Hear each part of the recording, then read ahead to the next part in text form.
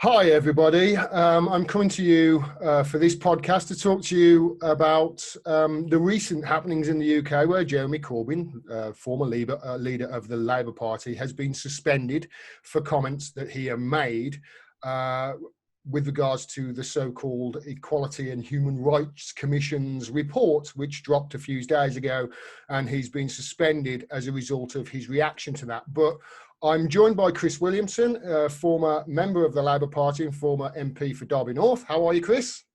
Very well, thank you. Good. Now, you were named in this report, Chris, and obviously I've been covering your story for the last probably 18 months. And this report confirmed what you had said last year in that you won your court case against the Labour Party for changing their mind on your expulsion. And even though the media at the time reported that you lost the case for reinstatement to the Labour Party, I don't think that's what you were contesting in the High Court, was it? But they reported it all the wrong way since. And now the EHRC report, the so-called EHRC, has come out and vindicated you and said that, no, you won your case. So I'm assuming that you're being inundated with calls from the mainstream media all calling you up to ask your opinion and to apologise that they got this story so wrong. Is that right, Chris? If only it were true. I mean, I've had one or two calls from the corporate media, but very few and far between. And certainly no calls from the Labour Party to offer profuse apologies for smearing me in the way in which they did. And yes, you're absolutely right. I mean, initially the EHRC were planning to include me in their findings and were making accusations against me based on the recycled, discredited accusations that the Labour Party were relying upon, and indeed which had been thrown out by the High Court in 2019. And I mounted a very robust legal challenge against the EHRC, demanding that they remove my name because there was no basis or validity for them naming me in the way in which they had and making those accusations, particularly as I spent my life fighting racism, and to somehow suggest I was some sort of bigot responsible for, breaching the Equalities Act and harassing the Jewish community. I mean, it's absolutely reprehensible what they were suggesting, and based on a series of lurid lies, it's got to be said. And they in the end backed down. I mean, they backed down a little bit at first, not enough, because I was threatening that unless they removed my name in its entirety from the report, or removed any accusations against me in their entirety, because they're spurious accusations, and I wanted them removing in their entirety from the report, I was going to be taking legal action and would indeed be seeking an injunction against the EHRC to prevent them from publishing the report should they decide not to remove me. They then, as I say, did actually reduce the scale of the accusations against me, but still left one in, which obviously was still unacceptable, and made that very, very clear to them. And the strictures that I'd put forward in the original submission still stood, and that I would be taking legal action to get an injunction against the EHRC unless I was removed. But what was interesting was that in that exchange between the EHRC, myself and my legal team, they'd left an allegation in there, an accusation in there, to give them, sort of the justification to suggest that I'd been guilty of harassing the Jewish community.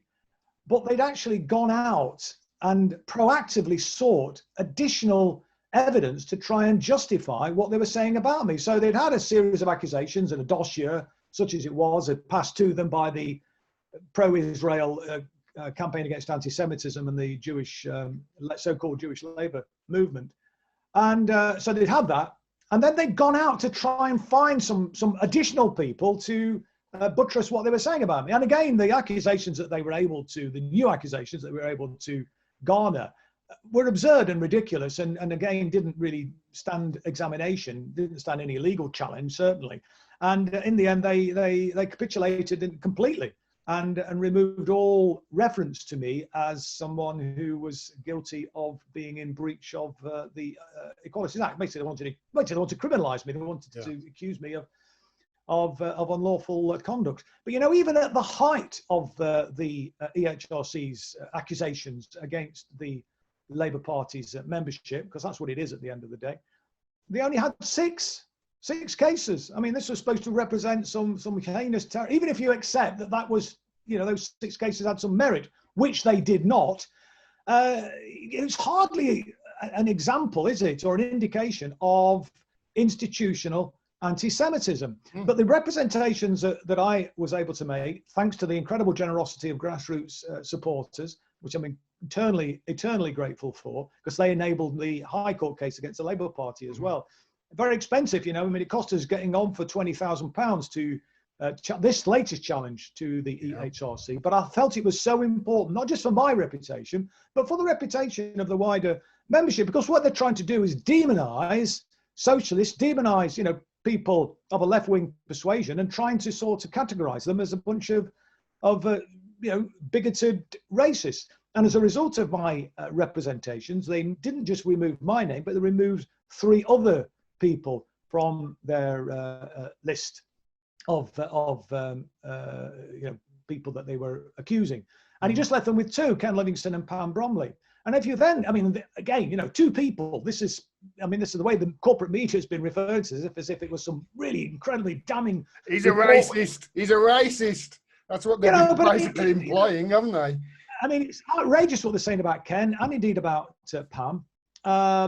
But, as going back to the point of me, even if you accepted that was, that there was some merit in that, it doesn't represent a major problem inside the Labour Party. But what they're saying about Ken, what they're saying about Pam, it's just outrageous. There's probably nobody in Britain, I'd put it as strong as that, nobody anywhere in this country has done more for the cause of anti-racism than Ken Livingstone. Ken Livingstone got labelled a loony lefty, and I'm old enough to remember that, in the 1980s when he was the leader of the GLC, for using that platform to really stand out against racism, to use that platform, leader of a major, the biggest, local authority in the country, to make a stand on racism and all forms of bigotry in that sense, and they got labelled loony lefties, and political correctness gone bad and da-de-da. But it was Ken Livingstone that led the charge on that. Let's be clear about it. So to accuse him, but there's many other examples, as you know, people like Mark Wadsworth, a black activist who spent his life as an anti-racist campaigner, who introduced Nelson Mandela to the Stephen Lawrence family and advised them, was a key advisor to them. He was similarly accused and expelled from the Labour Party. And the list goes on. Jackie Walker, vice chair of Momentum, black Jewish woman, expelled, accused of anti-Semitism. Tony Greenstein, son of a rabbi, whose father was at the Battle of Cable Street in 1936, accused of anti-Semitism and expelled from the Labour Party. Cyril Chilson, whose parents survived Auschwitz, born in Israel, served in the Israeli army, strong pro-Palestinian activist, and a very strong supporter of Jeremy Corbyn, damned as an anti-Semite and expelled from the Labour Party. And so the list goes on and on and on. And it isn't stopping with the resignation of Jeremy as leader and replacement by Sir Keir Starmer. I mean, this is continuing. What they're doing, they don't just want to crush Jeremy, they want to crush any semblance of that socialist, pro-ethical foreign policy that Jeremy was leading and which inspired so many people. And that's why I think the Labour Party as a vehicle for socialism and as a vehicle for an ethical foreign policy, as a vehicle for anti-imperialism, is utterly dead. And that's why I believe we need to work hard now. It's going to be very, very difficult, but I think we need to work hard now to encourage the trade unions to defund and disaffiliate, and work hard to try and build a new vehicle, a new electoral vehicle. But we first of all need, in my opinion, to build a strong and vibrant social movement in order to, bring communities together, to engage in extra parliamentary activity, to take on this government, because they're not going to be taken on. We've seen this. We're not going to be taken on by Keir Starmer's outfit in Parliament. I mean, the guy's falling over himself to agree with Boris Johnson at every turn. It's a joke. It's outrageous. And so I think it's going to be left to us, the wider Labour movement, the working class, to come together and just remember, the Percy Shelley poem, "We are many, they are few." And if we just recognise that strength of our collective solidarity, then anything's possible. I do agree with you with that, Chris. I look at this government, and I look at what they're doing, and I look at how they've reacted to this crisis. And if there's one thing that we can be sure of over looking at the last 9 months, is the government aren't going to be our saviors. We're going to have to look after each other here. They are not going to look after us. They, you know, I was watching Boris Johnson earlier, and he was crowing how they've given the entirety of Scotland, the entirety of the Scottish people, 7.2 billion, I think it was, 7.2 billion. They gave 2 billion to the airways. You know, this is 2 billion to companies that collectively have slashed 21,000 jobs during this time.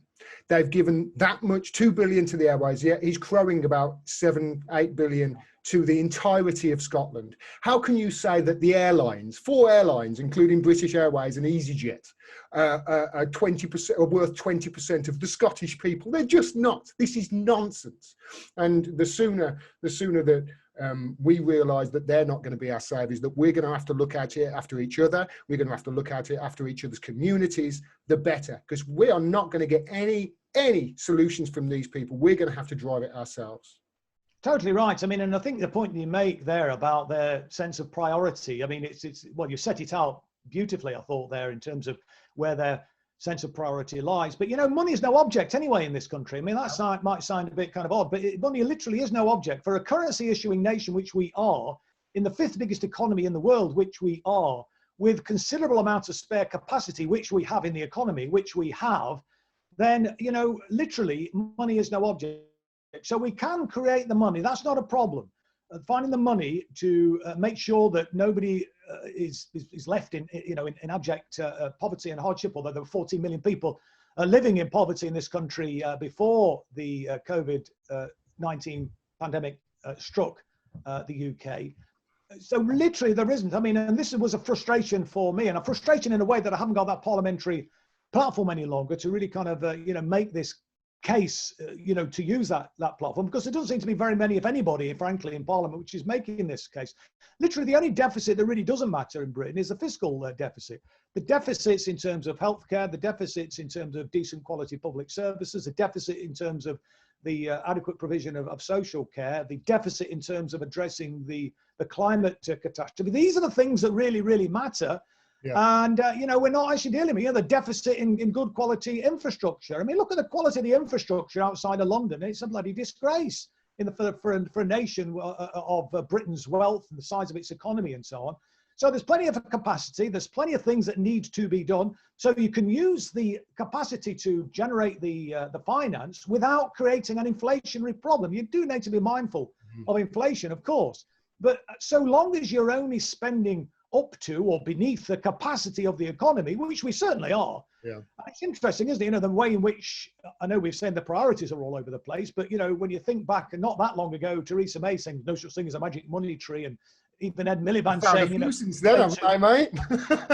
I mean, it's a bonkers scenario. And now the government kind of, falling over themselves to spend money, but they're not spending it in the right way, I don't think. I don't think they're spending enough of it. And I think there's so much more that we should be doing. And of course, what they've done, typical of this Tory administration, without any real scrutiny from Starmer's outfit, is they've been using this pandemic to enrich their mates, as they always do. Outsourcing the test and trace system. I mean, it's an absolute scandal. But where is the mainstream corporate media reporting on this? You get very, very little, if any, reportage about this. I mean, the PPE contracts has gone out, Yeah. If these things have been done in-house, by the public sector, we'd have done it for a lot less money and a lot more efficiently, and we would have saved lives. And probably created a few jobs in the meantime as well. I mean, it's a true scandal. I mean, obviously we rely on platforms like yours, Sir Gordon, to kind of try and, spread this message as far and as wide as we possibly can. I'll do what I can, mate. But to talk about the media, let's circle back to the media nicely there. Just to come back to this so-called EHRC report. I keep saying so-called, and there's a reason for that. We'll come to it in a minute. And I know you're, not too happy about the history of this so-called EHRC. But I want to talk about Jeremy Corbyn being suspended, right? Because as you alluded to there, anti-Semitism must be rife in the Labour Party, mustn't it? I mean, found 6 cases. And how many cases did they actually find that was unlawful, Chris? How many? Well, two, but I mean, and again, the two that they found unlawful, they're very, very questionable. One was against one is extremely questionable. One, if I'm right in thinking, is Labour Party, they rushed up the suspension of somebody. Is that correct? Is that one of the complaints? Yes, I mean, and I mean, look, there are some aspects within the HRC report which you could say, okay, well, that's fair enough. In fact, they acknowledged, that there was political interference in my case. I mean, they did actually. I mean, that was the one thing that they did. I mean, I mentioned in passing in one or two passages in the report, and they were saying, that's inappropriate, etc. But interestingly, the political interference in my case included the likes of Keir Starmer. And I've made it very clear, the guy owes me an apology. But I mean, the pretext for suspending Jeremy was, non-existent, really. Well, I mean, this is what they suspended him for, right? This is what they said. Honestly, you couldn't make this shit up. You really couldn't. He said this. This is a quote. This is the quote that they suspended him for. Are you ready? And I'm quoting directly from what Jeremy Corbyn said on Facebook here. One anti-Semite is one too many. But the scale of the problem was also dramatically overstated for political purposes by our opponents inside and outside the party, as well as by much of the media. Now, I ask you again, Chris, how many instances did they find? Well, I mean, two questionable ones, yeah. Two. If that isn't overstating things for political gain and by much of the media, I don't know what is. They've proved Jeremy right here, haven't they? Well, I don't know if you saw the interview on Newsnight with the deputy leader of the Labour Party. Who is it now? I don't even know who the deputy leader of the Labour Party is. Well, she said Netanyahu. well, it makes you wonder, doesn't it? Yeah. But she said that the comments of Jeremy, I'm paraphrasing now, his comments were accurate but were unacceptable. So what do you do with that? I mean, accurate but unacceptable. Accurate but unacceptable. I mean, it's. I'm paraphrasing, and you can Google it and see it. But obviously, there's no room for truth in the Labour Party. Is obviously there? not. But don't forget when Ken Livingstone was suspended, he was suspended in part. Well, based on a lie, because they claimed that he said that Hitler was a Zionist, which he didn't say. But what angered them was his reference to the Havara Agreement, which was an agreement between German Zionists and the Nazi regime to relocate Jewish Germans to Palestine.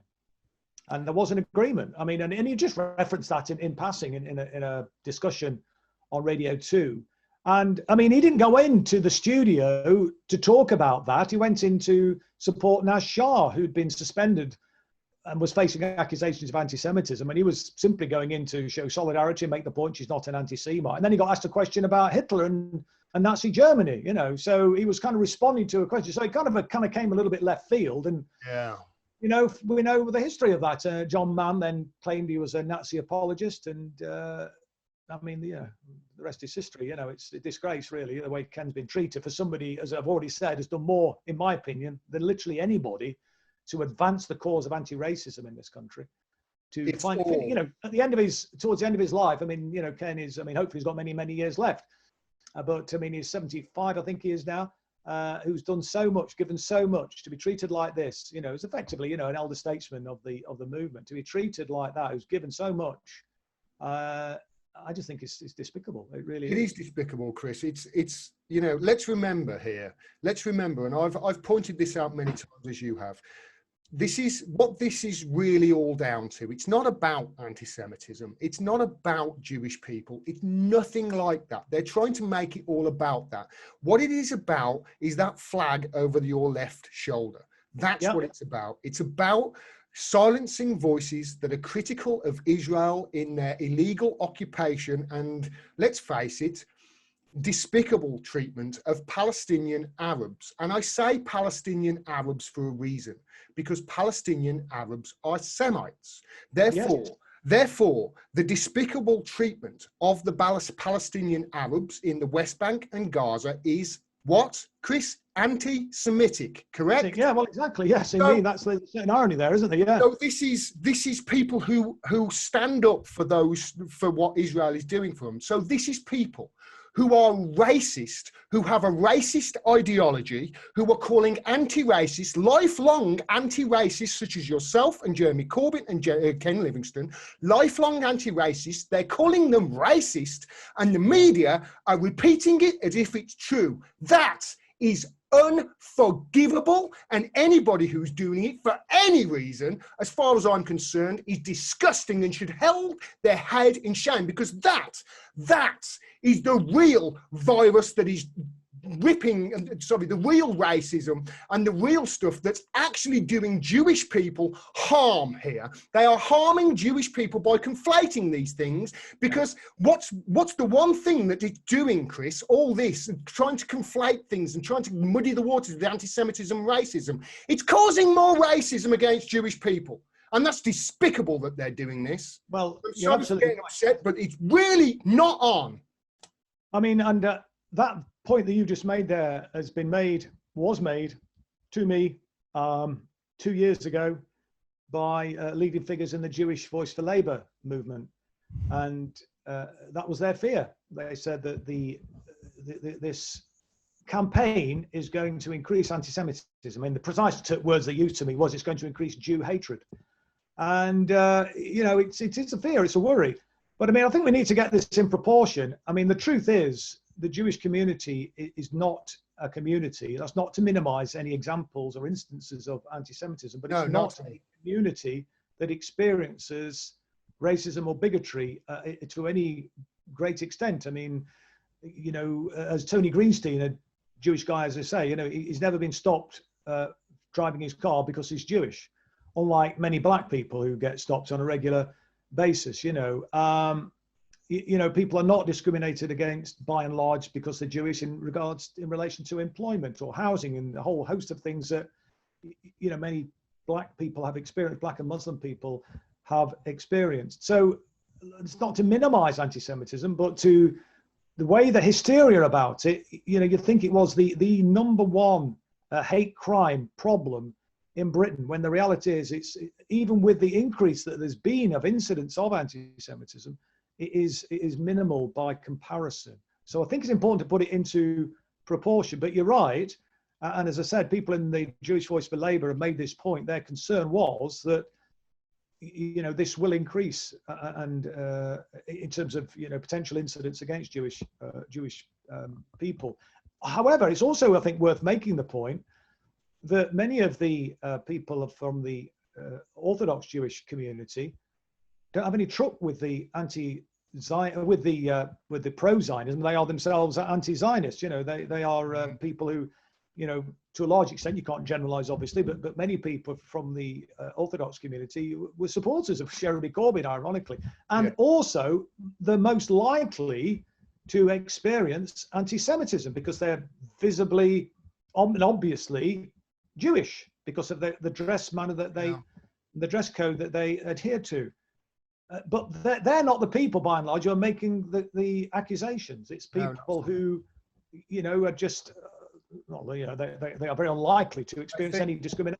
They're claiming it's terrible, and then you get, people like John Lansman talking about, this terrible racism against Jewish people, and the hurt that people have felt, and all the rest of it. But I just don't buy that argument. And I tell you, who has been really hurt, it's been the victims of the witch hunt.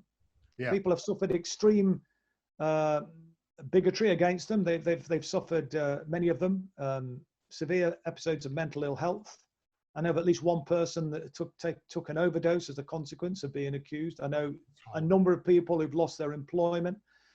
I mean, this is horrendous. It's horrendous what's happening. It's part of a Zionist maximalist strategy. It's not just a political strategy. It's a strategy to utterly crush and destroy people. I spoke to one person who was they were a university lecturer, and they say that they were basically booted out of their job because they supported the Palestinian people and were against Zionism. You mentioned there people who were not exactly, let's say, I'll go even further. I'll say a lot of the people who are accusing Jeremy Corbyn of anti-Semitic, first of all, are not Jewish. And second of all, have you noticed, David Graeber used to make this rest in peace, God rest his soul. He used to make this comparison all the time. Have you noticed how the people who are accusing and hate Jeremy Corbyn for his apparent anti-Semitism also hated him for everything else, including his choice of the colour anorak he wore? That's an interesting point. Because any excuse was used, and you're right. I mean, and indeed, some of these characters who have, been, or the loudest accusers are the self-same people who have attacked Jewish comrades and said kind of things like, they're the wrong type of Jew. I mean, this is unbelievable. Or self-hating Jews. I mean, how dare they? How dare they say that? But yeah, unfortunately, they're not called out by the corporate media, nor are the Tories called out for their blatant racism and indeed anti-Semitism. I mean, bloody Boris Johnson himself has more than a few occasions made pretty severe anti-Semitic remarks in the past. Never been called out for it. This is the thing that I mean, I made this point over and over when I did my little video about it the other day, Chris. Jeremy Corbyn is the most anti-racist MP, I would argue, ever in the Houses of Parliament, certainly up there. So for him, a lifelong anti-racist to be called racist by people who themselves have made racist statements in the past, I believe is the height of hypocrisy. And it's the stupidity of it all that drives me mad, because anybody with a brain can see that Jeremy Corbyn isn't a racist. Jeremy Corbyn doesn't hate the Jews. We know this. Anybody with a brain. So for those people on TV right now to think for a second that the British public are buying this really does, it makes what's going on here. Because there's a few, I think it was about July, I talked to Nina Cross, who's a great reporter, great journalist. And I was talking to her, it was when Rebecca Long-Bailey was booted off the bench for retweeting that article that had said that that suggested that the IDF trained Americans police in their tactics, which is fact. It's not a conspiracy theory at all. They do. We can point to the pictures and we can point to the tactics, etc. But she got booted off for suggesting that, the IDF, nothing to do with Jewish, nothing to do with it. The IDF, the Israel Defense League, had, they were training the parts of the police force in America. And she got booted off for that. Right. Now, at the time, Piers Morgan, bless him, the COVID hero, everybody's COVID hero in the media, he said this, Chris, about Rebecca Long-Bailey retweeting that article. He said it was the most anti-Semitic act that he could think of. And I'm like, what, you don't think gassing 8 million Jews is more anti-Semitic than retweeting an article? What are you trying to say here? So it's obviously, they've weaponized racism here. And people like Piers Morgan is jumping on it in the media. And I'm just picking him out. They're all doing it. It's not just him. But the people of this country know what racism is and isn't, Chris. And that ain't that's for sure. It's not. One thing I would say though, Gordon, is that people in some of the Jewish communities who may not be politically engaged have seen a lot of this stuff, particularly in the pro-Zionist Jewish press, which has been particularly lurid in its accusations and extreme. I think that has scared some people, and I think so. Some of the fears are genuine, based on spurious hyperbole in the corporate press and in some of the Jewish press. I mean, the Jewish Chronicle in particular, which has regularly had to pay out recently damages to people for libeling them. Interestingly, good. I'm glad that was your answer, because I was going to. My next question was going to be: don't you think that people are actually now scared of saying something about this because they're scared? I mean, unless you're like you and me and you've paid real good attention to the way the media have been on this and to the way that they have muddied the waters here, unless you're paying real good attention, you could slip up at any time and say Jewish instead of Israeli and Israeli instead of Jewish, and you're done for. So people, I think, when I first started my channel, I was really averse to talking about it. I didn't know too much about it. And B, I've seen people who I know are not racist, who are anti-racist, who were labeled a racist because they got something wrong, or they said one thing out of line and the other side just took it and went with it. People are actually scared of saying the truth here.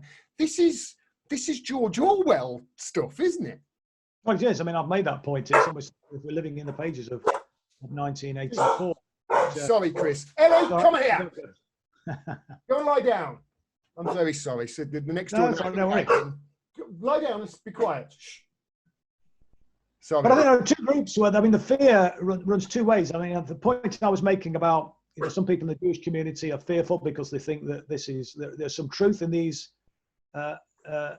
hyperbolic stories. And then, of course, you've got people fearful to say anything because they think they might get accused of being an anti-Semite or some sort of bigot. Yeah. But I think that if we mustn't allow ourselves to be imprisoned by this. We have to speak out for what we believe in and stand up for free speech.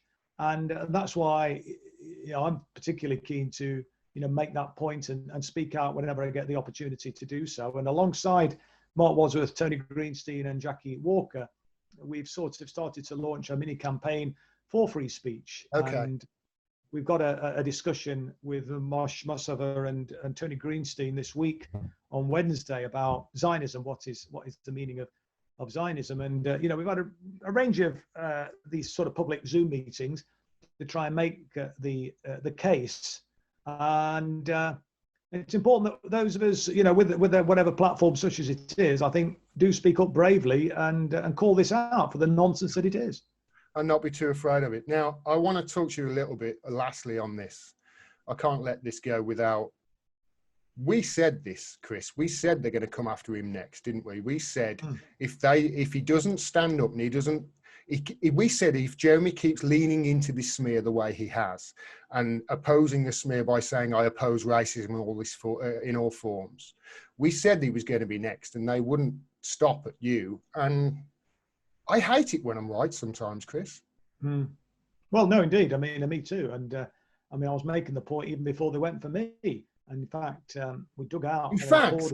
In fact, wasn't the original statement that you made that they said was you apologising for they said it was you saying we apologise for anti-Semitism too much in the Labour Party. That's not what you said. It was the opposite you said. Isn't that what you were saying right at the very beginning of all this?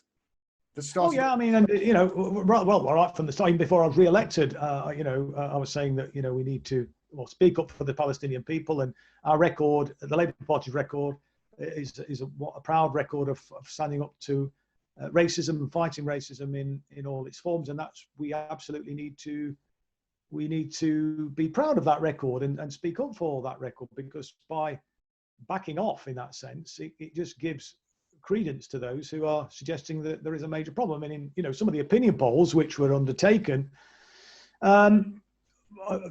suggested that the wider general public thought that there was about 30% of the Labour Party membership were anti-Semitic or had been accused of anti-Semitism. What is it, 0.3, something like that? It was no, I think it was 0.03 actually, so it was even smaller than that. 100 times smaller than that. So yeah, I mean, it's a very tiny problem, and and the way I think to tackle that, in my opinion, anyway, is not to kind of point the finger and start to demonize people. It's through a process of political education. I would have thought. I think that's a better approach to win people around. I think by attacking people and in an accusatory way, it would just, for people outside the political world, I think people would just dig their heels in or just switch off. And, I just think, tactical from their point of view, if that's what they were really interested in, well, we know it isn't what they're really interested in, then, that would have been the way to have approached it. But no, I've been making the case though, for years that this is a process which will continue to intensify. And ultimately, the target is Jeremy Corbyn and the project that he's leading. That's what they want to smash. And, so one by one, people were picked off and nobody spoke up. The Pastor Niemöller poem about first they came for the communist. I didn't speak out because I wasn't a communist. And then they came for the trade unionists. I didn't speak out because there wasn't a trade unionist. Then they came for the Jews, and I didn't speak out because, I'm not a Jew. And then they came for me, and there's nobody left to speak out for me. Mm-hmm. This is basically where we're at. I mean, I think Jeremy made the error of not speaking out for people like Ken at the outset, because look, it couldn't have been any worse, and I think it would have been a damn sight better, frankly. And there was a lot of people, I think hundreds of thousands of people, willing Jeremy to just stand up to these characters. I mean, I was one of them, mate. Advisors who told him to go and prostrate himself before, like the board of deputies and the Jewish Leadership Council. I mean, they want their heads examining. It's absurd. What were they thinking? So they are out now, right-wing Zionist organizations. I could have written the press statement that they would have issued after the meeting took place, because they kept saying, well, we'll just do this. We'll just adopt the IHRA examples of anti-Semitism, and that'll draw a line under it. We'll just go and meet the board of deputies and the Jewish Leadership Council, and that'll draw a line on it. Just apologise, Chris, for that statement you made, which I shouldn't have apologised for. I did it as a favour. That'll draw a line under it. That was what was. By the way, I screamed at you for that. By the way, no, no. You were right, mate. I mean, and it's to my eternal regret that I did, but I did it as a favour to Jeremy's team. They said that, look, Jeremy's going into PMQs, he's going to be vulnerable. We need something. And so I said, fair enough, I'll do this thing. And then that was weaponized against me and used as a further pretext to suspend me. Because what they were saying was, well, look, he's apologized. He knows he's done something wrong, but it's a mealy-mouthed apology. He absolutely must be punished and suspended. And in fact, a former leader of the party contacted the leadership to say that unless I was suspended by the end of the day on the 27th of February 2019, then 30 MPs were going to resign. Well, they should have let them go. Would have been the best thing for the Labour Party if that would have happened, mate. It would have been the best thing for them. Who are the EHRC? I keep saying so-called EHRC because I've spent the last few years with a really close eye on Syria, and I'm really how should we say, I'm concerned about these NGOs that keep popping up that sound like wonderful humanitarian organisations. I've covered how there's the Observatory for Syrian Human Rights, the Observatory for Human Rights in Syria. It's a guy in Coventry who was given $100 grand loan from the British government, and he apparently is he's the expert in the UK on all things Syria and all human rights abuses over in Syria. Who are these the Equalities in Human Rights Commission? Are they all that they say they are, or is this a think tank funded conservative bloody outfit? Well, it is a sort of public body that was set up by virtue of the 2006 Equalities Act, and it's from its outset it's come under criticism. It was deemed to be very, very close, too close really, to the new Labour government, Tony Blair and company. Peter Mandelson, for example, was the best man at the former chair of the Commission's wedding. They've got ties to Conservative Party think tanks. And so, got very questionable allegiances. They've also been accused of institutional, I think, as I was saying in my opening comments, they've been accused of institutional institutional racism, I beg your pardon, themselves. They've got no black or Muslim, as far as I understand it, commissioners on their board. Two of their black Muslim commissioners were told they were dropped, they were kicked out. They were deemed to be too loud and vocal on the issues of race. And so they've got a very questionable track record, it seems to me, anyway. And we know that they've been accused of institutional racism, targeting black minority members of staff for compulsory redundancies. So they do have an incredibly suspect, checkered history, and not an organisation, in my opinion, that you would trust to write an impartial report. And frankly, if they were an impartial and genuine organisation, they would have taken evidence from other voices in the Jewish community. For example, the Jewish Voice for Labour, I believe, made representations to the Commission in terms of its inquiry into the Labour Party, but they disregarded that. So all these alternative voices were disregarded, and they only took into account the right-wing partisan voices which were speaking out against Jeremy Corbyn. And that really illustrates, doesn't it, that this isn't an organisation that you really deserves a sort of respect and gravitas that has been bestowed upon it by the way in which the corporate media have been reporting on its conclusions in its report. Its conclusions, I'm convinced, were written before they actually drafted the report. And, as I say, they wanted to incorporate me into it. But it just shows how the paucity of the evidence against the party, when the best that they could come up with was 6 cases, 4 of which they've had to drop anyway. And so, that alone, I mean, tells you something, doesn't it? It really does. It really does. Of course, the Labour Party is the only mainstream party that they've ever investigated, and they've not investigated the Conservative Party, even though the Muslim Council of Britain has made strenuous representations with detailed evidence of gratuitous racism by leading party figures, including the Prime Minister, but others, right the way through the party. And they've felt that it didn't deem a formal inquiry in the way in which they've launched into the Labour Party. What they decided was that the Conservative Party is capable of investigating itself and sorting it out itself. Well, frankly, I mean, I think, a public body like that has got no place anyway intervening in a political party like the Labour Party in any event, or indeed for that matter, the Tory party. But because, we have a mechanism, it's called democracy in the ballot box. Well, I say democracy, I mean, that's a question mark about how it operates. But no, I mean, it's a very, in my opinion, it's a very questionable organisation, which has a lot of there's a lot of doubt really about its impartiality. Let's put it like that. The reason I just think it's a highly partisan organisation. The reason I asked is because all things don't seem to be equal at the Equality and Human Rights Commission. Well, indeed, that's a very good point. Which is very Orwellian. I think we've covered everything in regards to that. Is there anything that you want to say with regards to this? I don't want to even call it an anti-Semitism row. It's not a row about anti-Semitism at all. Is there anything that we haven't covered? I think we've probably covered it really. I mean, I think the key thing to bear in mind is this is all about 2 things really. One, I think mainly it's the kind of role of the Israel lobby and the kind of pro-Zionist lobby, which it's a very powerful lobby. Mm-hmm. The Israeli state are paranoid about a potential government, and certainly an opposition, calling them to account to abide by international law, calling them to account for the human rights abuses that they are guilty of on a daily basis.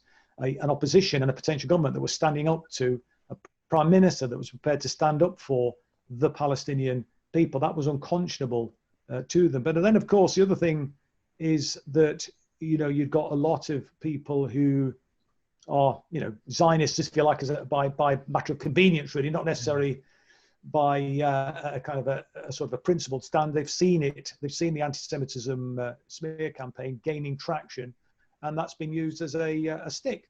And in fact, somebody was out at some right winger, an email was leaked, and I can't remember the guy's name now, a couple of 3 years ago, where he said that in the email that all the smears that they try, and paraphrasing what he's saying here, obviously I can't remember it, I've not got it in front of me, but he was talking about the other attempts to undermine Jeremy Corbyn about him being an IRA sympathizer, about all the nonsense about Venezuela and being sexist, and all these manner of nonsensical, ridiculous accusations that were being leveled against him.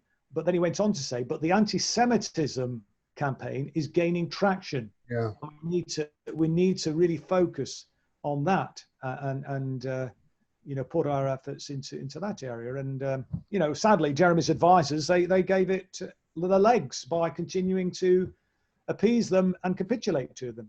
It's a terrible decision for him to do that. I want to talk to you about Nigeria, because I watch Resistance TV, and anybody who watches this podcast should, in my opinion, watch Resistance TV as well. This is your channel, is it?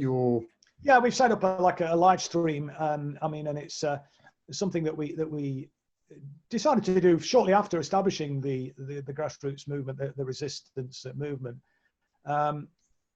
we're in the doldrums a little bit, obviously, in terms of our ability to go around campaigning around the country because of the COVID crisis and the inability to call mass meetings and whatever else, and start kind of the grassroots organisations organising that we were hoping to do.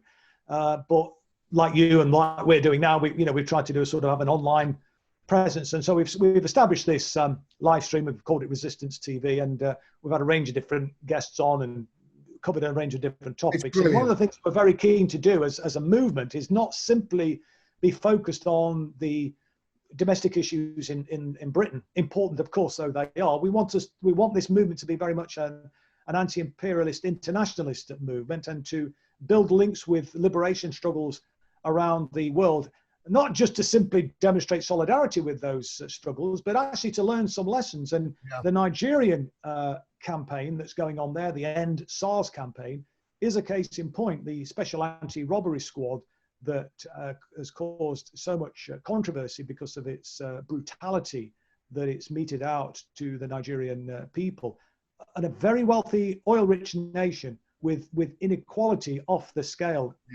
terrible levels of poverty and deprivation, and people are just demanding change, demanding better, and so we thought this has had some publicity.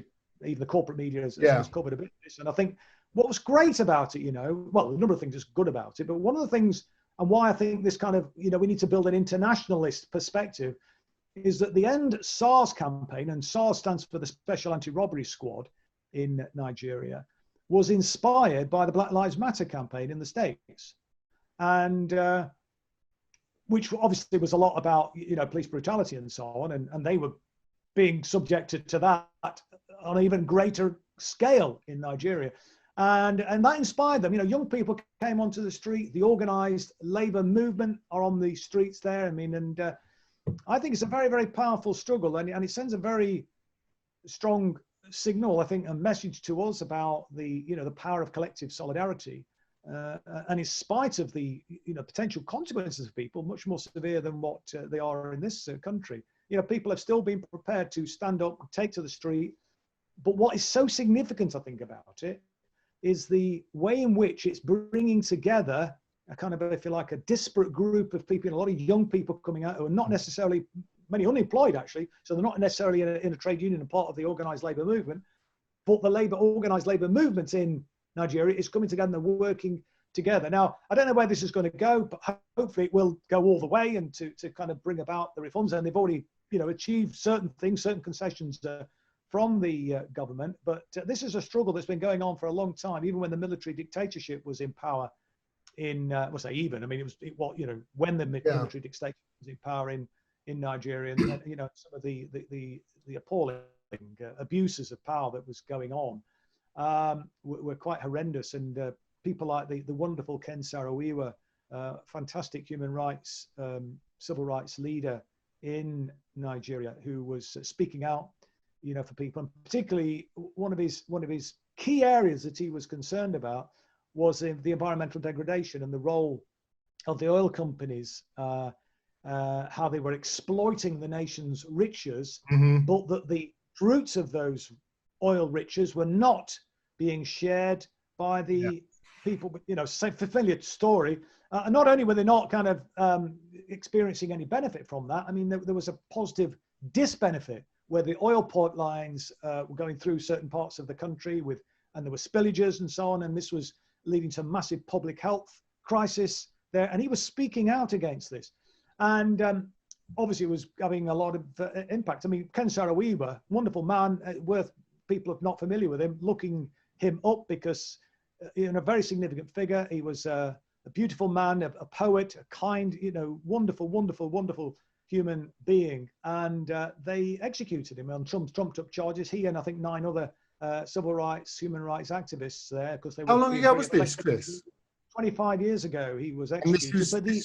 But the key point I wanted to make is the way in which the oil companies were implicated. Shell, in particular, was implicated with those trumped up charges against Ken Saro-Wiwa and the 9 other activists that were executed. And bear in mind, when they executed Ken Saro-Wiwa, they couldn't even execute him cleanly. They tried 5 times to hang him.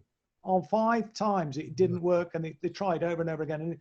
he's on, apparently he was quoted as saying when they were doing it, why are you doing this to me? I mean, it's so appalling, horrendous. It's just hard to describe the horror of it. But we know that Shell are implicated because they paid compensation, they paid damages to Ken Saro-Wiwa's family and the other 9 activists that were executed at that time. Ultimately, that led to democracy in Nigeria in the end. But the Nigerian, well, the people that have come to power under the democratic system have actually abused that trust that the people have put in them. It's again a familiar tale, and regrettably, our own so-called representative democracy in this country seems to be more interested in representing the interests of corporate capitalism than they are in representing the interests of working class communities. Absolutely. This SARS was originally set up decades ago it was that, like I say, it's a special anti-robbery squad, but it's branched out and it's gone out to all sorts of, they're corrupt, basically. They're corrupt to the core. I saw a video that it started all these protests off in Nigeria. I'm glad you went to there because that's where I was alluding to.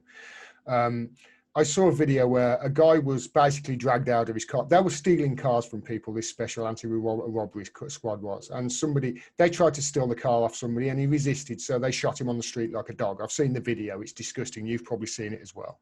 And this was about a month, 5 weeks ago, wasn't it? Something like that. And then, the protests were because of that. And then we saw video, you might have seen it on Reuters and the BBC, of the military firing into the crowd. And the reports were that 20 people had been killed. And basically these are people, and I heard people in the video saying, don't run, sit down.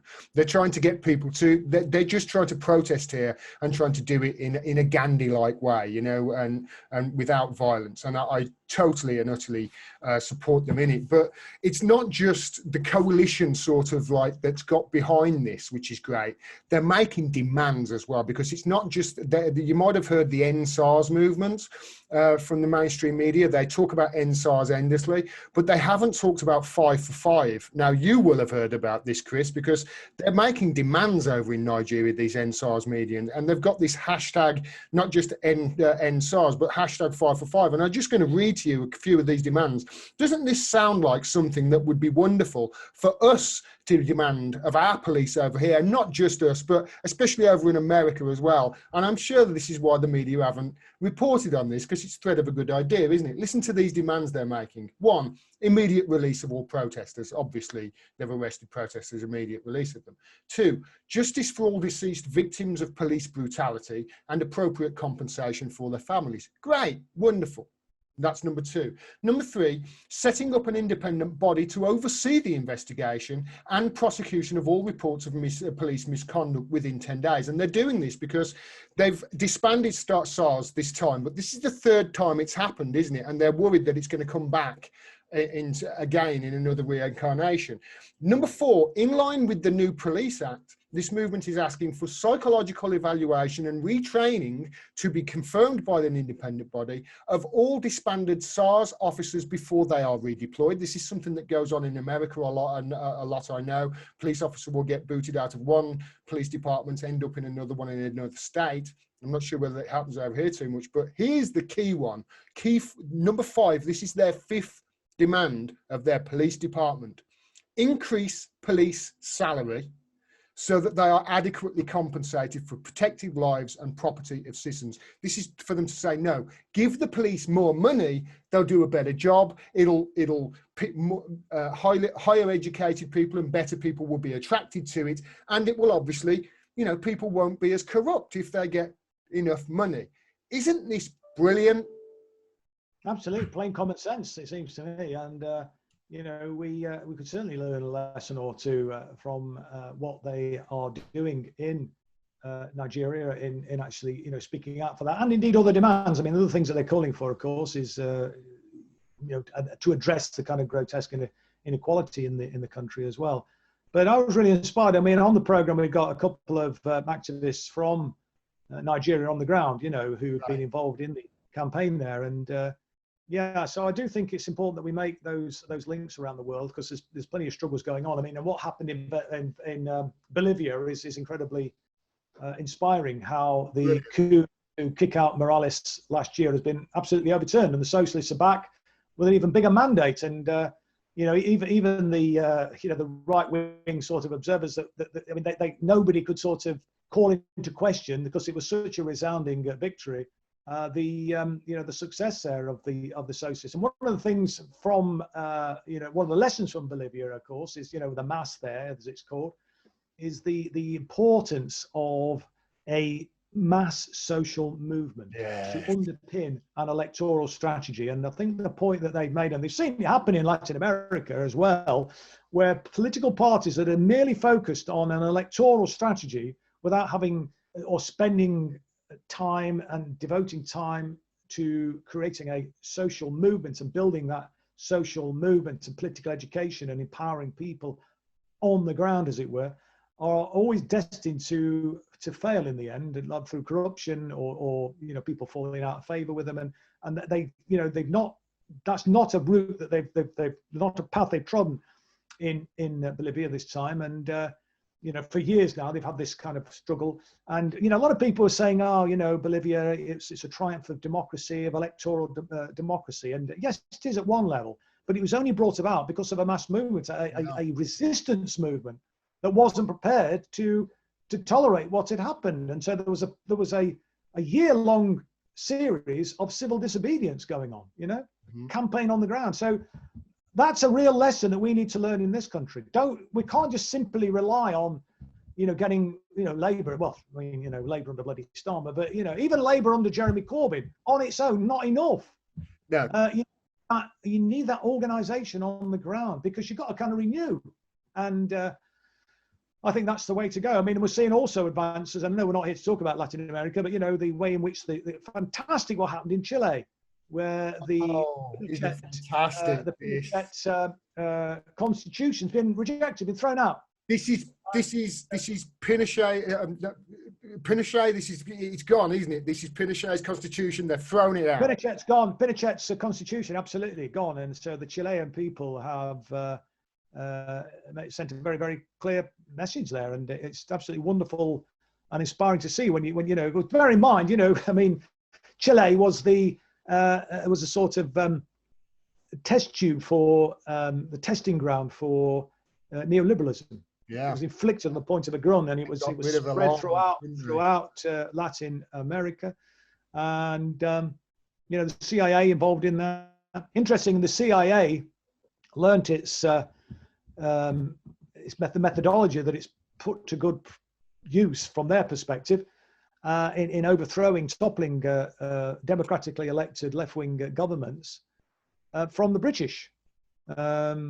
When the British used that technique to overthrow the left-leaning administration in Iran in the early 1950s. And again, the oil companies, because he nationalized oil companies, and BP, again, their hands dripping in blood in that. So, they kicked out Moracek, and it's just, I mean, I don't know, mate. I mean, it's, Britain and the United States, they have a hell of a lot to answer for. They really do. Do you know? Do you know how that started? By the way, the overthrow of Mossadegh. Do you know what the British did? It was us that did it. We spread the rumor that he was a Jewish anti-Semite or something. Well, there you go. Yeah, what goes round? Yeah. It was honestly, it's like 70 years later, we're still doing this. No, indeed. There's a great documentary on about 2 or 3 weeks ago now, maybe a bit longer than that, about Mossadegh, which you online again. It's not something that the mainstream TV have covered, unfortunately, But the days when I was a lad growing up in the 60s and early 70s, when we used to have the likes of John Pilger regular on the TV, talking about what's happening in Vietnam and stuff like that, and the World Action Team, and both ITV and BBC actually. This is the mainstream media, giving people an alternative perspective. I mean, and of course that's all gone down the Swanee since Thatcher, really, unfortunately. Journalism's dead. I honestly, I think Kate Addy was the start of it when she did that report, and it basically, she was doing a report from the bombs that we'd sent, and it was like they crashed through, they killed all these kids, and I think that was the end of journalism, end of national state journalism in this country. It's like we can't have them reporting what we're doing abroad because the British people won't let us do it, and they've killed journalism since. I want to talk to you while I've got you, if you don't mind. I want to talk to you about lockdown, which is going to happen, lockdown part 2 on Thursday. We knew this was coming, Chris, didn't we? And there's a lot of, I made the joke on Twitter a few weeks ago. I said 90% of the people that, 90%, 10% of the people I talk to believe that COVID is a hoax, and the other 90% believe that they've had it at some time or another in the last year.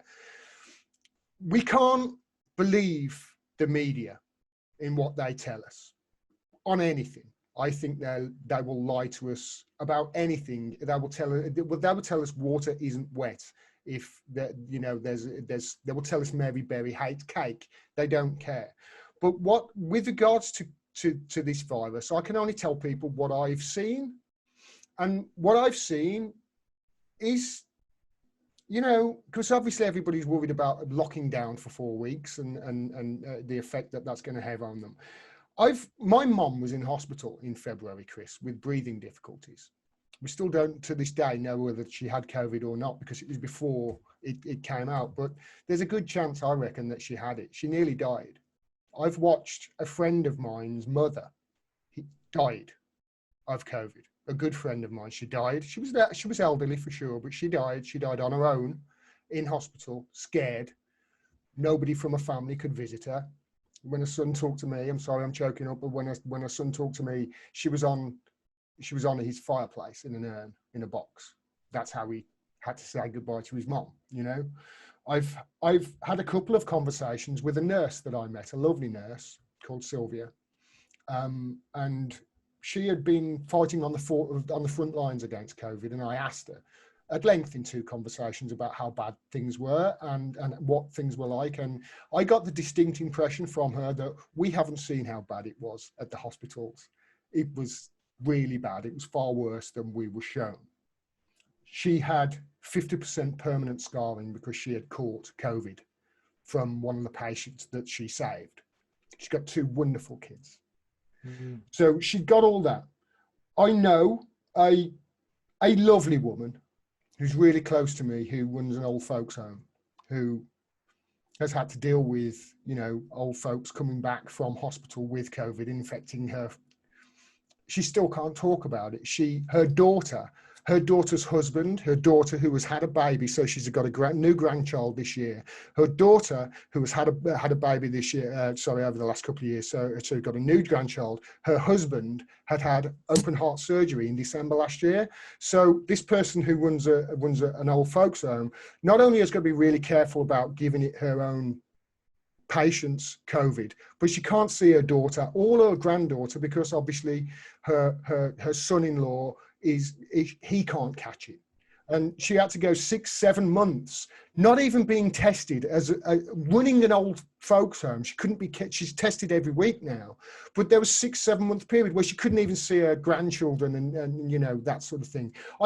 Just last week I met a lovely barmaid, who couldn't serve a drink to me in a bottle because just after lockdown happened, she tried to shut down, I think at 10 o'clock or whatever it was, an employer COVID restriction, and somebody threw a bottle at her head.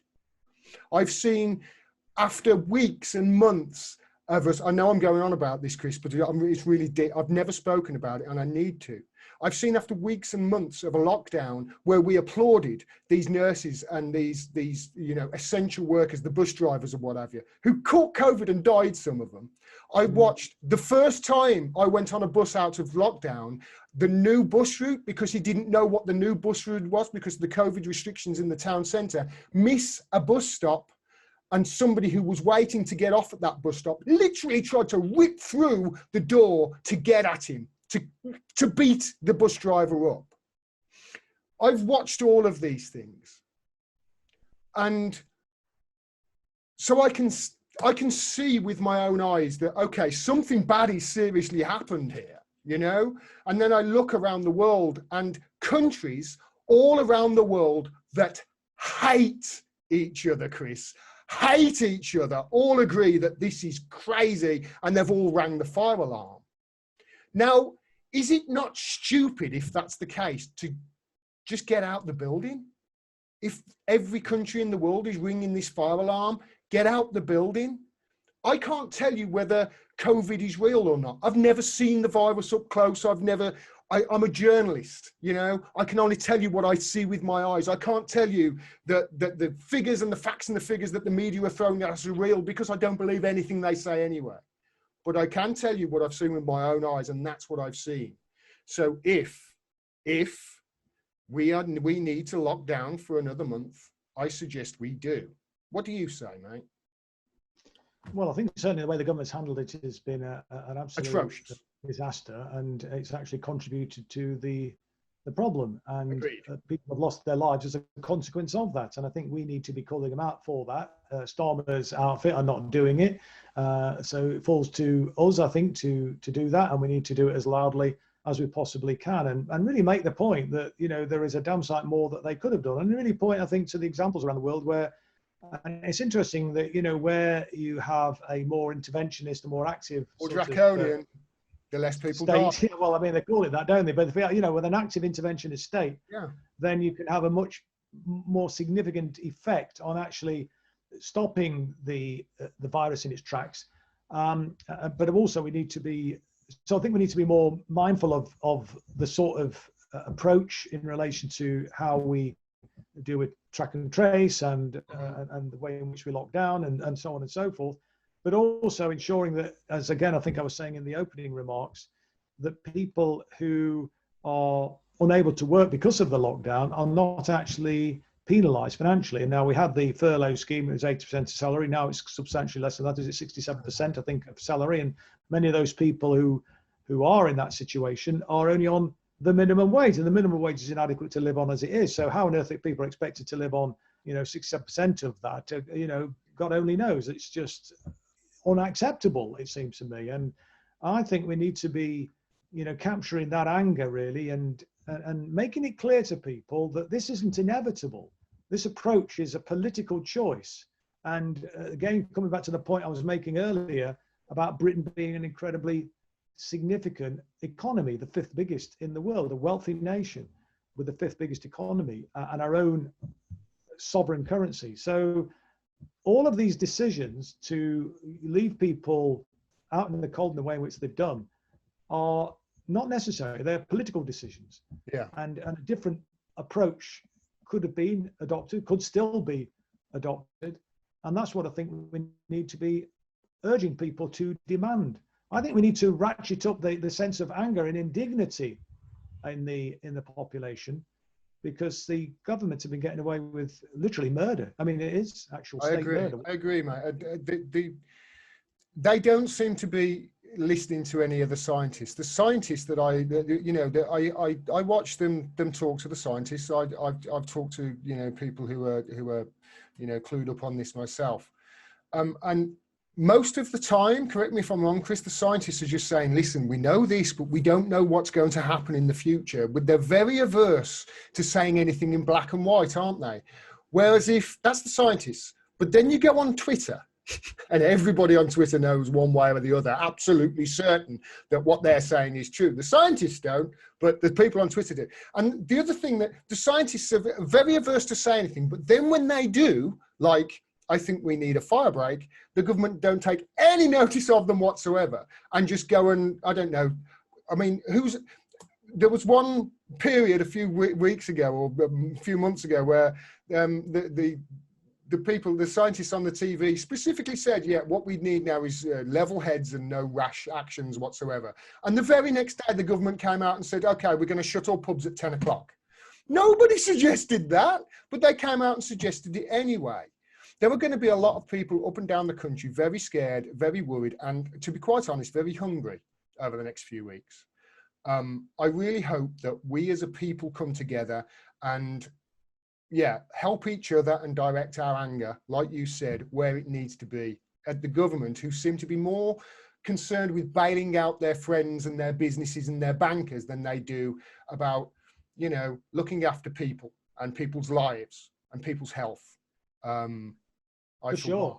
And, you know, and the point you make about, you know, people going hungry, kids going hungry, and, you know, school meals and the free school meals campaign that, you know, Marcus Rashford was.